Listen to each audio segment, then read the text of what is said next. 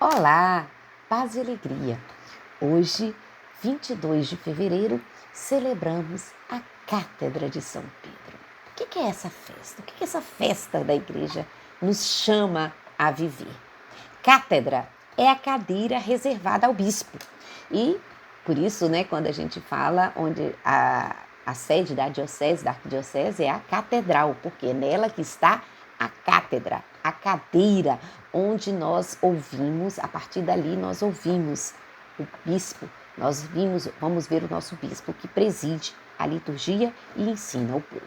Então, a Cátedra de São Pedro, representada na Basílica do Vaticano por uma escultura monumental, a gente quando vai ver as fotos da Basílica, você vai ver uma cadeira imensa, representa a missão especial de Pedro e dos seus sucessores, os papas, para apacentar o rebanho de Cristo, mantendo-os unidos na fé e na caridade. Então, é uma festa antiga, que existe na nossa igreja. É uma festa onde nós recordamos que a Igreja de Cristo se ergue na firmeza da fé do apóstolo Pedro. Não podemos esquecer aquela passagem, que recorda tudo isso. Quando Jesus pergunta aos apóstolos: quem dizem os homens que eu sou? Uns dizem que é o profeta Elias, um diz que é um outro profeta, mas ele pergunta pessoalmente: e vós, quem dizeis que eu sou? E aí a gente vai ouvir a resposta de Pedro: tu és o Cristo, o Filho do Deus vivo. Por isso, dentre todos os homens do mundo, todos os apóstolos, Pedro vai ser o único escolhido para estar à frente e apacentar os povos de todas as raças e nações chamados à fé em Cristo.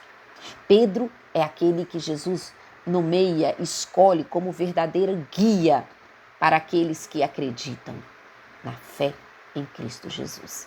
É Pedro que foi escolhido por Jesus e através de Pedro todos os outros papas. Todos os apóstolos seguiam o Senhor. A todos Jesus pergunta, mas a resposta de Pedro mostra, porque Jesus diz: não foi pela força humana que você sabia disso, mas pelo Espírito Santo. Pedro foi perfeito? Claro que não. Pecador, como ele mesmo diz: afasta-te de mim, Senhor, porque sou pecador. Mas negou Jesus? Sim, negou Jesus 3 vezes. Mas Jesus vem, ao seu encontro depois de ressuscitado e pergunta: Pedro, tu me amas? E qual a resposta, Se a gente pega no original, a gente vai ver que Jesus pergunta: Pedro, tu me amas mais do que a tudo no mundo, Você tem aquele amor ágape por mim? E Pedro vai responder, ciente da sua fraqueza, ciente do seu pecado, ciente da sua limitação, ele responde para Jesus: sim, Senhor, tu sabes que eu te amo, mas não é um amor tão, É um amor mais limitado. A gente perde um pouco na tradução do grego para o português, porque para o português nós só temos uma palavra: amor.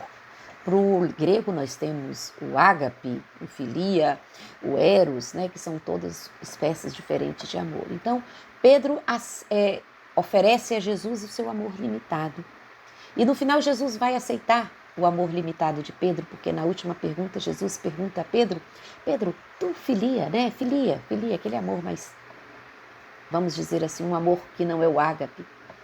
Mas ao longo da sua vida, esse amor de Pedro vai crescendo, porque chega ao final da sua vida, a gente sabe que Pedro dá a vida por Jesus. Ele ama até o fim, dá todo o seu ser. Nós conhecemos a tradição da igreja que diz que Pedro, a comunidade quis poupar Pedro, da morte, do martírio, e pede a Pedro que fuja de Roma. E Pedro vai, quando sai de Roma, ele encontra Jesus que volta para Roma. E aí é aquela que pergunta, que é bonita. Pedro pergunta para Jesus: quo vadis, Dominus?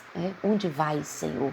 E a resposta de Jesus é: eu vou para Roma para morrer pelos meus irmãos. E aí Pedro entende que Jesus estava falando que era um momento, né, dele estar verdadeiramente dando o seu testemunho final. E Pedro volta e é crucificado. E, segundo a tradição da igreja, Pedro não deixa-se ser crucificado como Jesus, mas pede para ser crucificado de cabeça para baixo. Por quê? Porque eu não sou digno de morrer como meu mestre. Pedro, tu me amas? E aí é a resposta definitiva de Pedro. Sim, Senhor, tu sabes que eu te amo. Com a vida, Pedro mostra esse amor infinito que ele tem pelo Senhor. Então, celebrar a Cátedra de São Pedro, essa festa, é celebrar essa escolha que Jesus fez a Pedro e depois de Pedro a todos os papas.